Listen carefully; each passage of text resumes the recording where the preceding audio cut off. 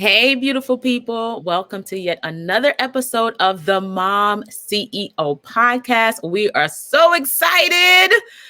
My name is Natalie Lee Martin, and I am the Mom CEO coach. And this is my co host. I always do the wrong side.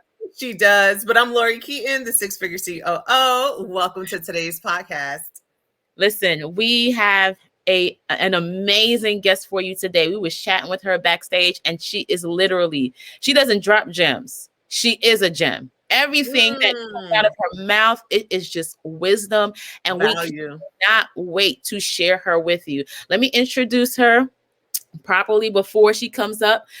My beautiful guest today is Michele Johnson, and she is a parent and tween coach. She assists parents of tweens and help them navigate the challenges that come with transition from elementary to middle school. So how you communicate, motivate, and help your children thrive is so important. And I love it because she is also a former educator coming from the classroom. So please, give her a round of applause and join me as we welcome Michele Johnson to the platform. Woohoo! Hey, Michele! Hi, ladies. How are you? Excellent. Thank you for joining us today. Mm-hmm. No, thank you for having me. I'm honored to be on your podcast. Yes. I mean, we were talking backstage, and listen, Michele, like I said earlier, you are a gem. It's just wisdom just flows out of you. So we would love for you to formally introduce yourselves to everyone. Tell us a little bit about yourself. Who is Michele Johnson? Sure. So Michele Johnson is a parent of two young adults. I made it through the teen and tweendom. They are 21 and 25. Yeah, they still need me though. So are you one of those parents who say, I can't wait till they get this age because then they'll be able to do this. I can't wait till they get the age. It doesn't end. Okay. Every developmental stage, they need you. And it's okay because eventually when they really go away and you're going to want them to still need you. So yes, my 21 and 25-year-olds still need me. I am an educator. So I'm still an educator, even though I'm not in a formal systematic education system anymore. I was a classroom teacher for over 25 years. I have a background in special ed, and then I taught what they label general education. I don't like labels. Um, and so I did that career for 30 years, and then God shifted it. We'll talk about that, I'm sure, in a little while. Yeah, he did. He did twice, majorly, the last time. Um, I have a background in curriculum, so I can write curriculum. I facilitated professional learning, and I was a middle school administrator. So, yeah, I do all that. And now I coach. I coach parents and teens. That's Michele. I want to be you when I grow up, Michele. No, you don't. Because you are Natalie. You can't be I know. me. There's only one me. And guess what? You are fabulous as Natalie. But you'll get there. I mean, I just like everything that you said, apart from doing the administrative aspect of it, I was doing that too. And I'm so excited to hear about your shift and what was that first major shift that God had for you along your journey. Okay. Right into So the first major shift, came after the third year of being a school administrator. And it came out of left field. Something happened that had nothing to do with me, and I had to make a decision whether I was going to stay or leave. And so I left, not knowing what I was going to do next. And I spent 4 months filling out job applications, getting back into what I thought I still wanted to do with school administration. Um, what ended up happening is God again, literally. When I was an educator, I had a internship, kind of a teacher fellowship at NEA, the National Education Association, and it was wonderful because I'm a nationally board certified teacher also. So Natalie probably understands what that means. There's a whole process to get nationally board certified. I'm nationally board certified for middle childhood, right? Because I work with the kids that age from 10 to 13-year-olds. And so NEA had a teacher fellowship position under their national board post for teacher quality. I did that in 2007. Now, fast forward back to 2015 when I had to make the shift and I was applying for all these jobs and interviewing and getting to the top three. I got a call when I was down at my lowest. God had whispered in my ear early that I was going to get a job without an interview. And I was like Sarah, and I laughed. What? Who gets a job without an interview, God? That's crazy, right? And then those of us in education, we don't write the kind of resumes that people write these days. So I had to learn how to do all of that. Um, that December, I hadn't heard back from people. I was getting down to the last of what I had. I was exhausting my retirement fund. And I got a phone call that says, hey, this is so and so from NEA. Are you interested in coming back as a fellow? Because my fellow just got another position and I have a half a year left on her fellowship and I need somebody who can just step in and do the job. Yes. Job without an interview. Yeah. Job without an interview. So I went back into the fellowship. It was only supposed to last till August. I was applying for jobs, again, not getting them.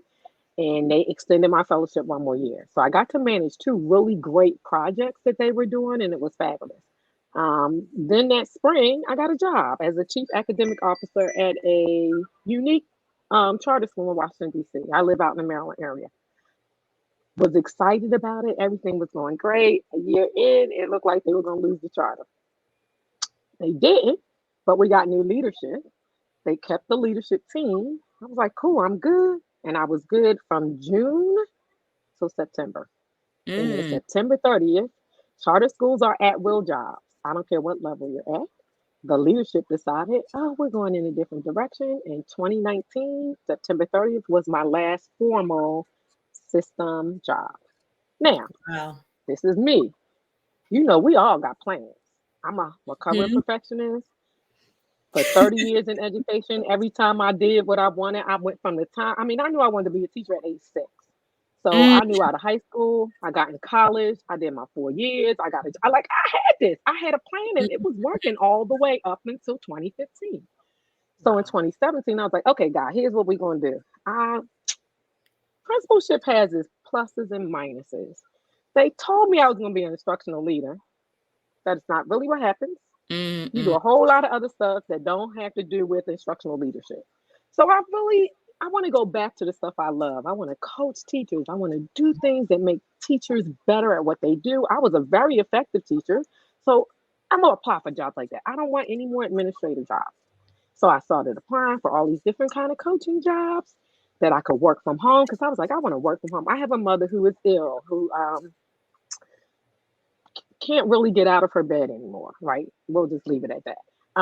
So I need to be able to be available for my mom. So let's create this job that I can work from home and still be available, blah, blah, blah. Apply for jobs, over 200 in 2019. In December 2019, I got to a very well-known company. So I'm in the top three. I was like, listen, Jesus, this money is gone. What we gonna do now, right? So I'm in the top three. And I'm still have hope. Now, in the meantime, I decide you should figure out what your side hustle is going to be so you can recreate your retirement fund that's gone. So I got certified in something that I know all teachers struggle with. When I was a principal, it's the one thing I used to get them on in the observation. I used to try to coach them up, and that's engaging kids in a real way. What does engagement look like? What does thinking look like? How do you engage them? So I found somebody I thought was going to be a regular job. It was a business, and that's cool. Side hustle. I got certified in engaging students. Hence the name in Johnsonmotivate. It's where it started, right? So I'm cool. But I'm still applying for the full-time gig with the benefits. Because Jesus, I need that security and that safety. Jesus, that's what I need. I need you to get me back to what I used to make. And so my kids will be okay. You know, those are my whys. I don't need much for me, but those are my whys, right? This is why I do what I do. I'm divorced. They mine. I need to take care of them. They need to be okay, right? And so 2020 comes, I get an interview with this well-known company. It's a work from home job. You know, I can travel with it. My office is home base, but it's the DC, Maryland, Virginia, Delaware region. It's perfect. 6 months of interviewing, y'all. That's their norm. It's 6 months. I get all the way through to the final piece. And we were supposed to meet in Atlanta for 2 days. And y'all know what happened, right? Everything shut down in March. I was scheduled to go the week after the shutdown. They were like, no problem, y'all. We got y'all. Just give us a little while to figure out how to do this virtually. And they did it virtually in April. And when I say they did it virtually, they did a heck of a job virtually. 6-hour days. We interviewed for 2 days for 6 hours straight. And then they said, okay, we're going to let you know what we're going to do, but we can't tell you until we know what the contracts are going to look like because COVID has messed our business up. Well known company. Cool. So in my head, I'm good. I'm probably going to get this gig. And if not, I'm still applying. In the meantime, when COVID hit, friends of mine were like, especially in the spring of that 2020 spring, people were like, girl, what we supposed to do with these kids? They didn't come home with any books. We don't know what we're doing. The school system trying to figure stuff out. And I'm working from home. So I'm trying to figure out what I'm supposed to do with them and everything else. And Mm-hmm. so most of my friends are educators. If you walk, birds of a feather flock together. They're Yeah. either educators or people I grew up with on Facebook. But some of my other friends started calling me. It's like, all your friends not educators. We don't know what we're doing. I Yes. need you to help me. And so, and I had other friends who in the past with everything that I was going on kept saying, why don't you just start a business? I don't understand why you keep trying to get a job. I was like, I don't know nothing about business. I'm a teacher. I don't know nothing about business. What's that real? I don't know nothing about that life. I don't know nothing about it, right? And so I just said, okay, it's my gift. I'm gonna give it away. So I started a separate Facebook page called Johnsonmotivate, and Wow. I went on every Sunday giving parents and families tips. This Wow. is heavy. How did you arrange your house? What does time look like? What does food look like? List little tips, right? And I did that from March to June. In the meantime, the side gig, I was having conversation with them. I was like, look, Mm. these teachers need help. They going virtual. They don't know how to engage. We got to help them. So the side gig and I, we did a workshop in July for teachers. I had like again, don't know anything about business. I had 2 days I advertised it, but I had people show up and I was excited.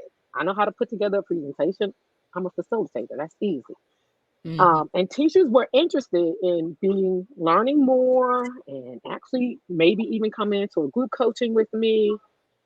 Hello, the timing was horrible. Mm. It was July. The Yeah. schools were trying to figure out what they were going to do in September. And then August, all of those teachers were in training with their school system. They ain't got time for Michelle. So I was like, okay, God, what am I supposed to do? Because the contract didn't come through, because the contracts for the other people didn't come through. So I didn't get the job with the major company. And you know what I'm supposed to do. So I started talking to people, and God was like, well, what's your gift? What do Mm. you really, really love? I said, I love coaching. He was like, yeah, you do. You love education. You love the teacher side. But who do you really love? I was like, it's the kids, really. Why do you do teachers? Ooh. Because you want the kids to thrive, right?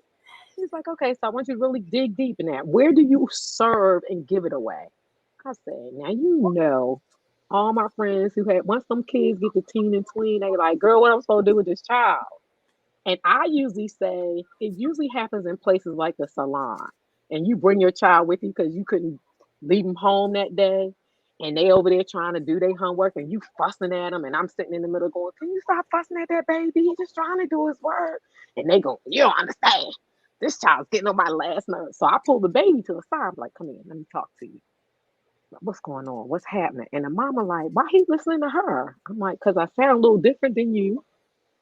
Mhm. And I've been working with this age group for years. So I know how to talk to them when you don't know what to say to them. And they were like, God was like, that's your gift. That's it right there. He's like, so why do they struggle? I was like, well, because they don't have those executive function skills. Usually when they ended up in my office as middle school principal, it was the most talented, gifted child on paper. Standardized test scores through the roof, grades at the bottom. And the parents yelling, what's this teacher doing? Why my child failing? I'm like, why they always blame the teacher? Why they blame the teacher? But when I would figure it out, it was, well, I sit home with them and I watch them do the homework, and I don't know why this teacher keep giving them zeros. So what I would do is I would bring the child down after, because by then I'm in a meeting with the parent, either for behavior that the child has had or because the parent is mad at teachers. And when I'm in the meeting, we call the child down because I've listened to the parent. I'm looking at my computer at the grades. Sometimes my teacher's sitting right next to me saying, no, I'm sorry, ma'am, these grades. So I say, baby, can you go get your notebook for Miss Johnson? Or can you go bring me all those papers that's probably sitting in your locker that you and your mama did that you didn't turn into your teacher? And when the baby come down, it's usually the executive functioning thing. It's time management, organization. Sometimes when they get in trouble, they didn't know how to regulate their emotions. And Ooh. so that's where God showed me that. He's like, that's your business. I was like, okay. So I started sharing with a couple of my friends that that's what I was going to start doing. And one of my girlfriend's son was home from college, and he told his mother 2 days after I told her I told her sister this was what I was going to do, and I wanted her sister to help me to figure out how to market it. And she said, "Oh, tell Michelle to call me because this child just told me if he had to go virtual, he's quitting college. So that's not an option for him." So he became my first client. It was beta. I actually gave the service away and I worked with him for a whole semester. And actually, he's one of my testimonials who will say, I'm still using, he's in person in Texas right now. He goes, I'm still using every skill and strategy that Miss Michelle shared with me. I was like, yes. Then a couple weeks later, my girlfriend that I talked to you about off stage called and she said, girl, these girls failed first quarter. My AP students, my honor roll students, my AP child failed first quarter. This virtual is not going to, they can't fail school. So I started working with her children. And so throughout last year, that's what I did. I did teen coaching, baited it out with several clients. People word of mouth started sending a couple more my way. And it's been evolving since then. I sat in everybody's workshop last summer on business, how to do it, how to figure it out, how to learn. I figured out who my coaches are at this point. And so that's where I am. But God has shifted me again, y'all. So you heard me say I love working with the kids because y'all don't know what to do with them. Just come here. I would separate them from their mama. Come here, baby. Let me talk to you. Yes, And yes. so I work with teens, but some of the feedback I got from last year was, well, we need help too. And so God is now saying to me, I need you to focus on the parents. And the Mm, reason they want help is because at teen and tween is when the relationship changes. That little cute little elementary child that they loved and hugged them turns into something else around 9, 10, listen, and 11. Overnight. And you're looking at your child like, who who are are you? you? Overnight. And then that happens again when they go to high school, and you're like, okay, we made it through middle school, but who are you? And then they Yes, big, and you think they adults, and they not. They still growing and learning and developing. And so now God says, okay, this is what I want you to do. I want you to work with the parents. There's a course you need to teach them, and That's good. then they get to go into coaching so that they can do what they do with their kids. And you can still coach teams, that's fine. But your major work is going to be with parents. So I said, okay, I like them too. I usually had good relationships with my middle school parents. I My like them friends, too. yeah, I like them too. My friends who were parents used to call me and I would say, you want my parent hat, my teacher hat, or my administrator hat? Because it's three different perspectives, right? There's three different perspectives. And so they was like, well, I need you to have empathy with me first. I said, okay, I'll wear my parent hat. I'll be your friend first and I'll listen. And then based on what you say, I'll let you know that sometimes you might not like what I'm about to say as an administrator Mm, because they might have been right or they might have been wrong. And I'll be honest with you. But so I like the parents too. They cool. I love it. Listen, I love it too. It sounds like you're describing my whole life right now, just like present tense. My whole life is just, oh my goodness. It seemed like right after he turned 14, and here I am thinking I'm doing something wonderful for my son. Over the summer, we had this big, like, because we were supposed to do it during COVID when he turned 13, but of course, that shut down. We had this big, like, coming of age party celebrating his journey into manhood and, speaking words and blessings over him. And after that, it's like the hood, the face came off, and I was like, what? What happened? We just celebrated you like 3 weeks ago, and now you're just like, and you're moody all over the place. But And it's a I'm just like, oh my transition. goodness, It's I a wasn't ready. transition. I wasn't It's a ready. transition. It's a huge transition. Like sixth grade is a huge transition, and ninth grade is a huge transition, and your freshman year of college is a huge transition, Mm, right? Those are the transitions that make or break you, though, right? Mm, So what happened is there's a couple things that happen to your 14-year-old. And I do this, and it's kind of corny, but I used to tell my kids, tap right here, tap right here, tap your forehead right here. This part ain't finished yet. It's not finished. This is the part where decision making, regulation of your emotions, all the stuff that we say, our mamas used to say, you don't have no common sense. They don't. Because common sense is right here. Tap back here, tap back here. I used to call it, I tease myself because sometimes I don't say it right. I go, your hippopotamus is right here. It's not your hippopotamus. It's your hippocampus, right? It's the part of your brain that all your emotions sit in, right? So what most parents don't know and we didn't know, and guess what? Scientists just figured out recently when they started MRI in the brain. So it's not our fault that our parents didn't know, but now we know, right? So this part is emotional. Folks, this grows first.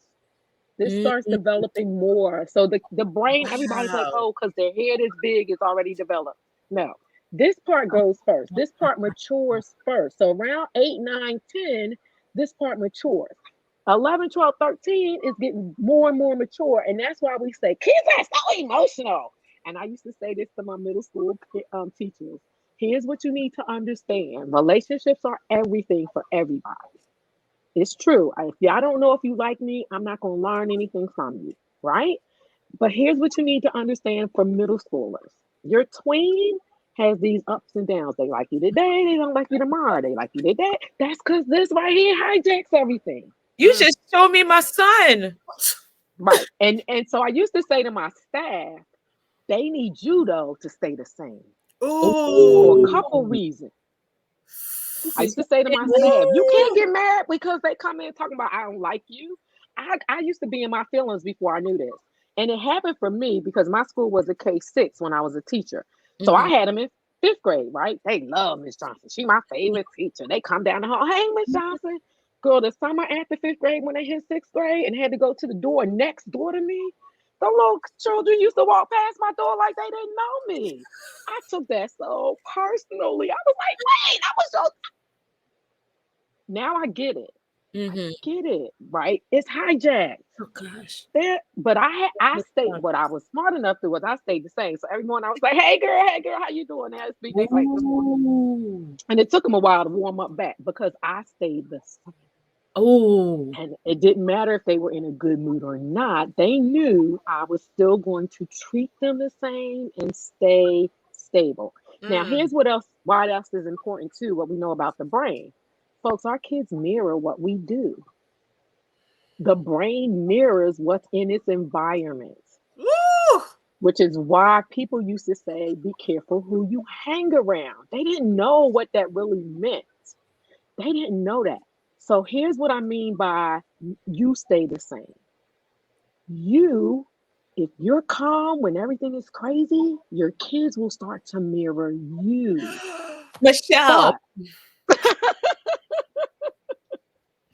But you have to narrate what you're going through. So here's the other thing we know because this is in charge. They Mhm. don't have the language for what's going on. Oh my They gosh. can't articulate it. They can't express it to you. Because they don't have the language, they just say, I'm mad. I'm sad. I don't know.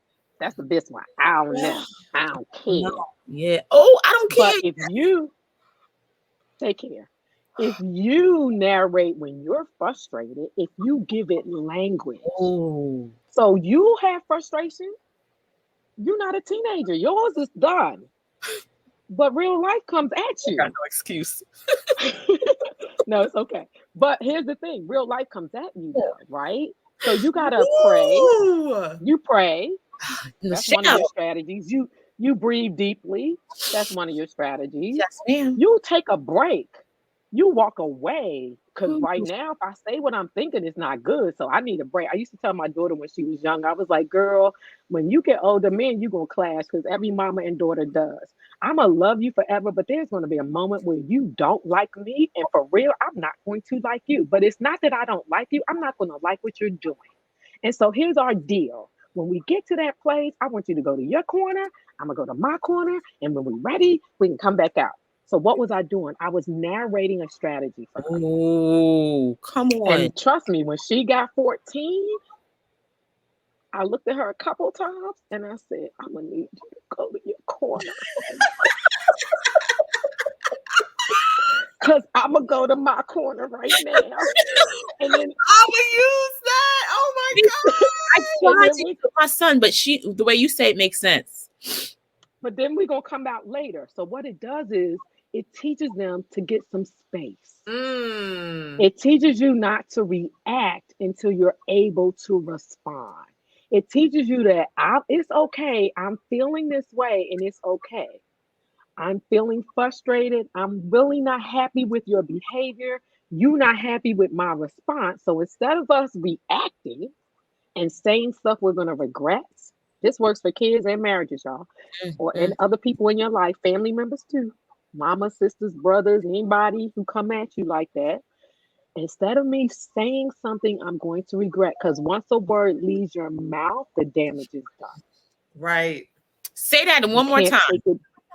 Once it leaves your mouth, if you react instead of respond, the damage is done. You can't take it back. Mhm.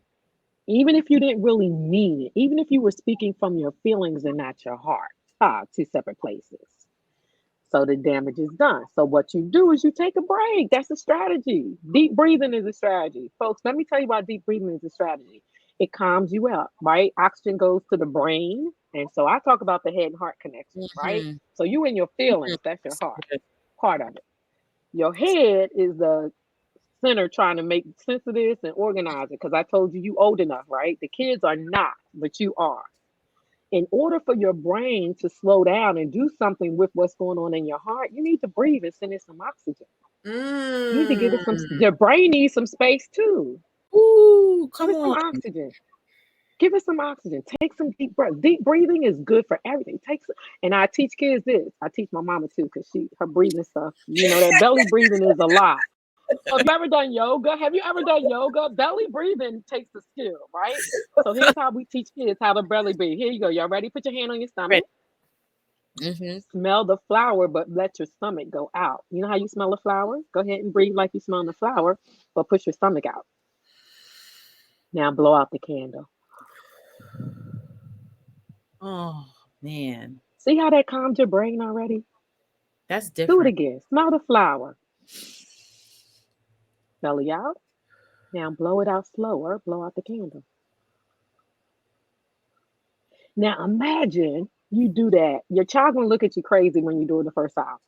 He done did something, she done did something. I know did is not proper English for all my teachers. I understand what We get proper English is. But when we in the moment with our child is not proper English. it. Mm-mm. So he's done or she's done something that upset you. Your first initial reaction is to yell. What? And what's the response you're gonna get from that child? They either gonna shut down or they gonna yell back. Oh, They either gonna shut down or they gonna yell back, and you're not gonna get what you want out of them. You're just gonna make it worse. What if you take a couple deep breaths because you came in the house and it's a mess and you just cleaned up, and you do this,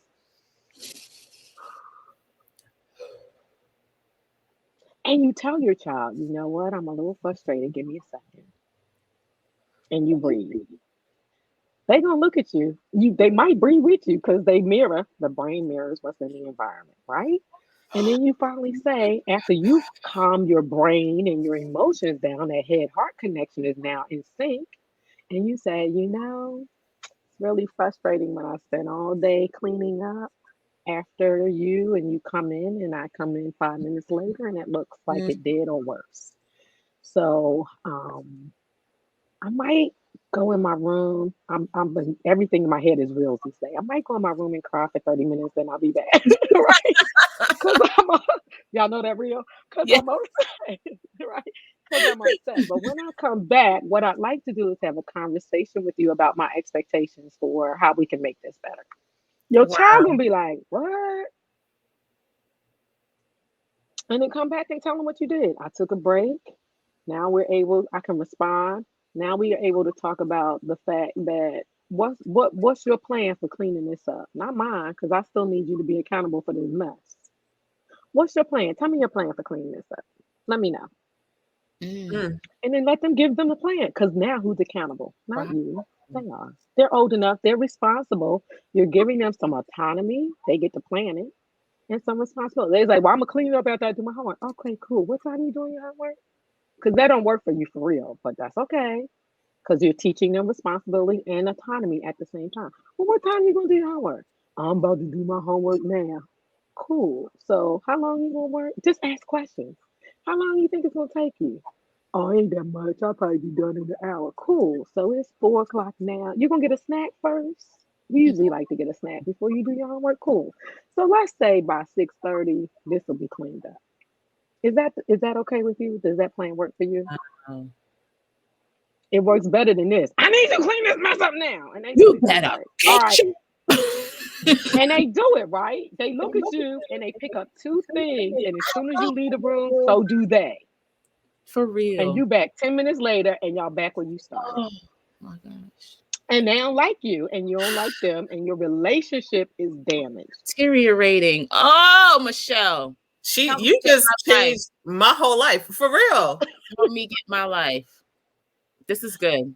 Yes, I'm just every time you're saying something, I'm just replaying a recent incident that we had in my house, and I'm just like, oh my gosh, if we would have just did this, it would have turned out differently. Oh my goodness, if we would have did this, it would have turned out differently. But my son still talks about it to this day, and he goes, he blew up. He had an anger incident. He blew up, and he was like, but I didn't mean it. And I said, I know you didn't mean it. Mm. But even though you didn't mean it, your actions still have consequences. But I understand you're entitled to your feelings, right?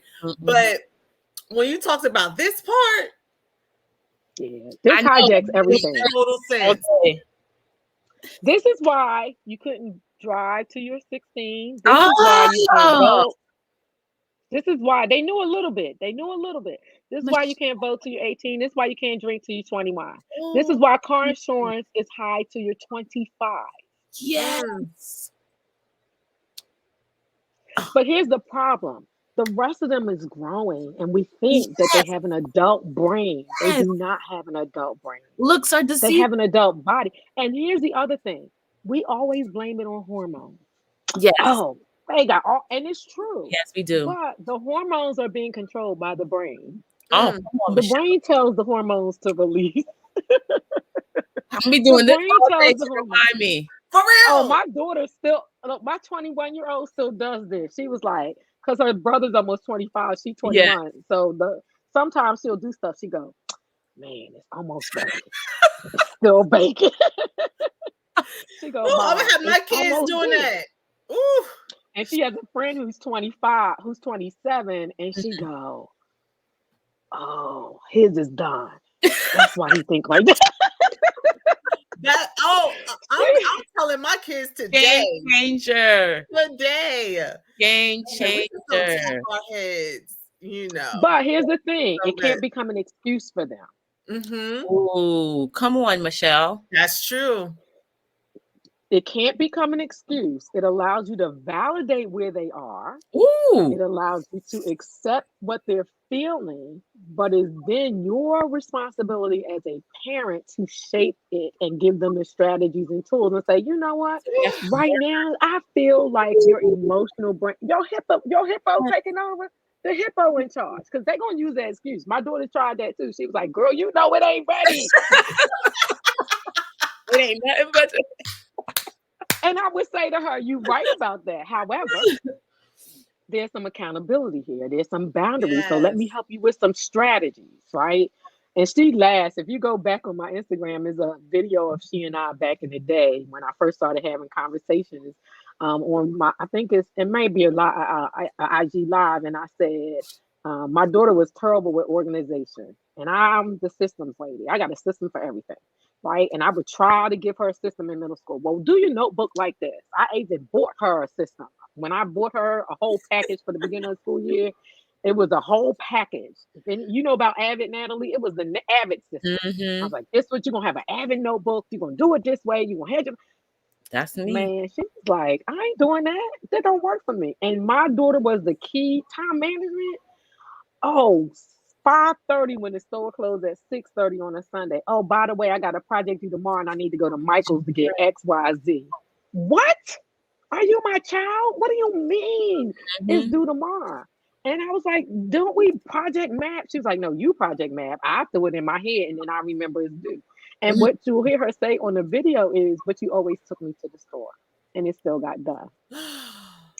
But to this day, so that was a red flag for me because that meant she didn't have to be responsible because she knew I would still get it Mhm. done.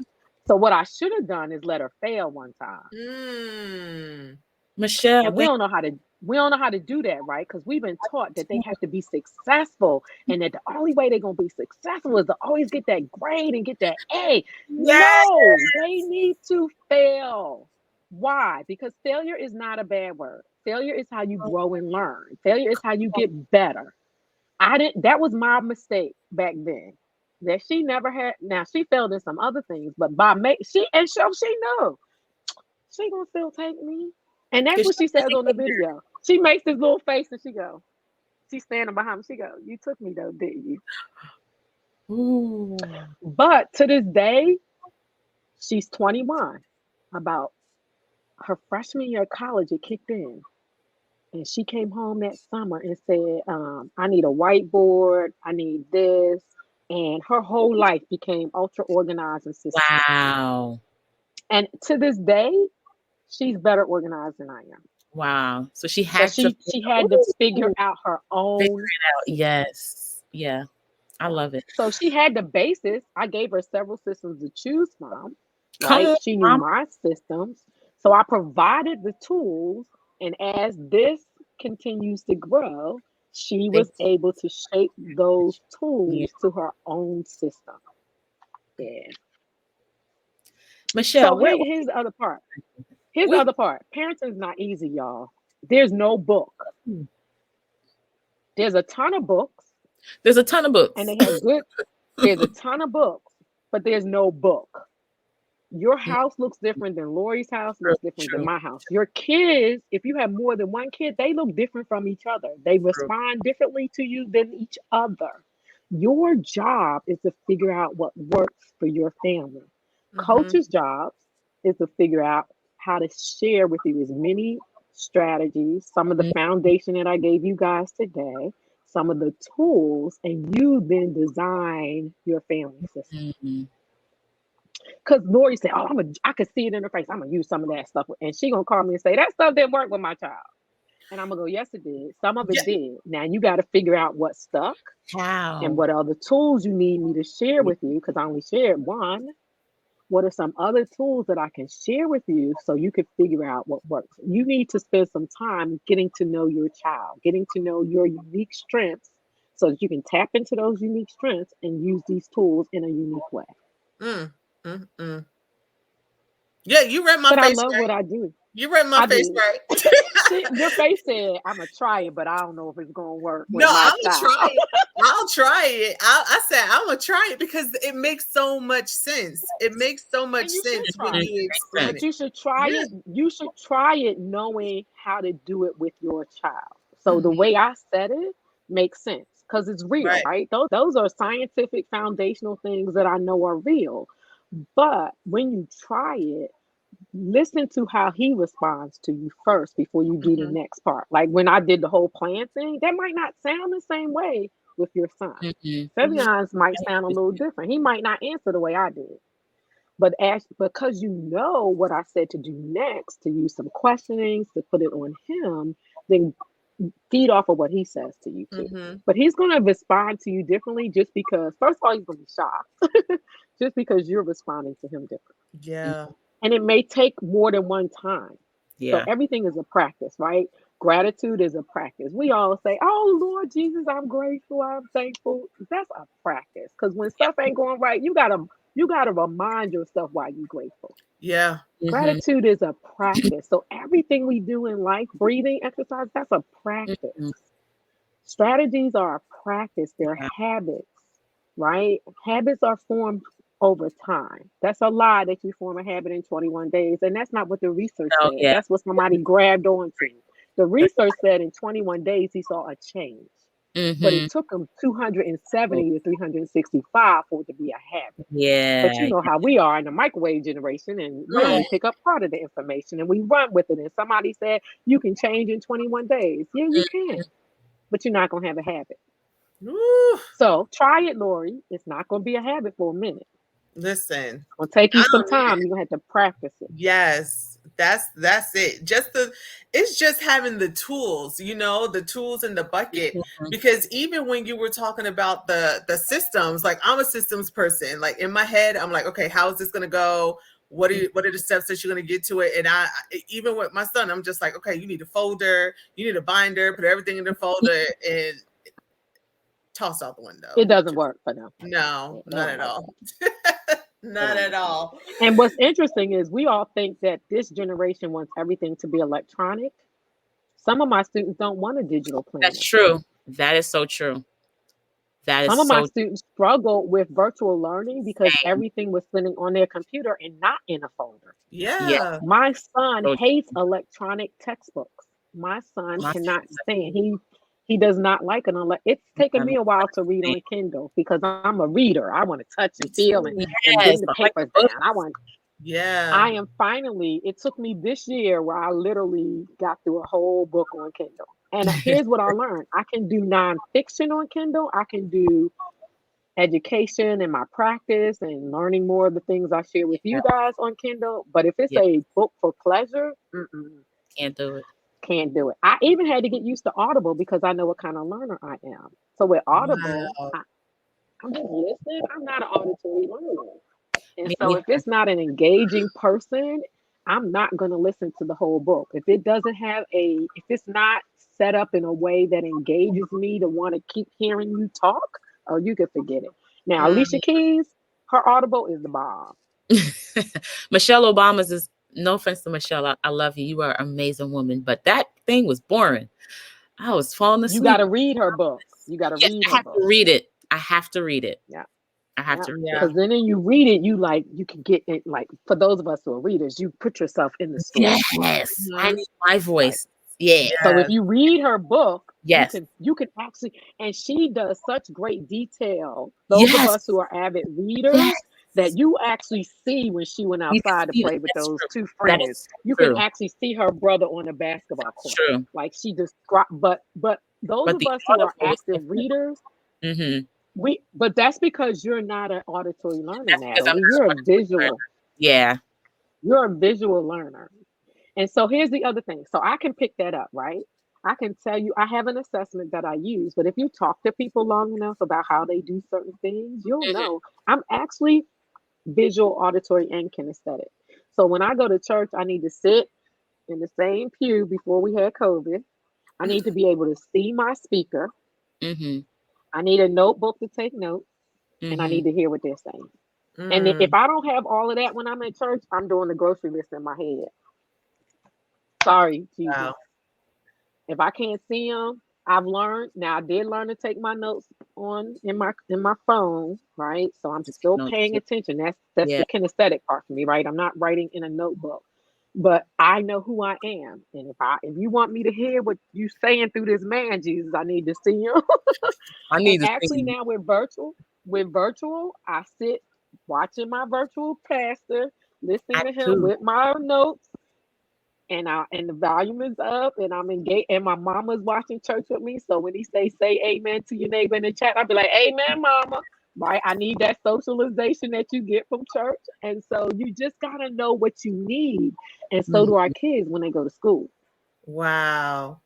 This has been amazing. When I say So amazing, you dropped, okay, I can't even say that because Natalie said you were a gem. So I can't even say you dropped gems, but oh my goodness, it was so much information. I learned so much, and just the tools that you gave us was invaluable. So thank you so much for being with us. But before Oh, we you're go, welcome. how can the Mhm. people find you? I already found you. You don't have to tell me, but how can everybody else find you? Because I was on it. I'm M. Johnson Motivates on Instagram.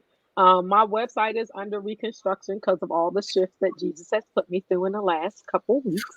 we And so don't understand. go to mjohnsonmotivates.com because you're going to get the under construction site. But if you stay with me on Instagram, the link will be there soon. I am offering a masterclass for parents probably in the first couple weeks of December, and then it'll lead to the opportunity to engage with me in other ways. But just like I did here, I'm always going to give you tools and strategies to use for strengthening your relationship with your teen or tween.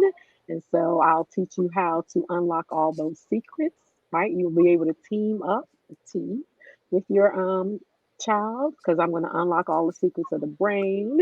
You'll be able to engage and involve and all those other things. Y'all want the whole TEEN? I'll give it to you. Hold on, give me a second. You'll team up with your child. You'll enjoy a really good relationship. You'll be able to continue that relationship because you'll know what to say and how to effectively communicate with them, right?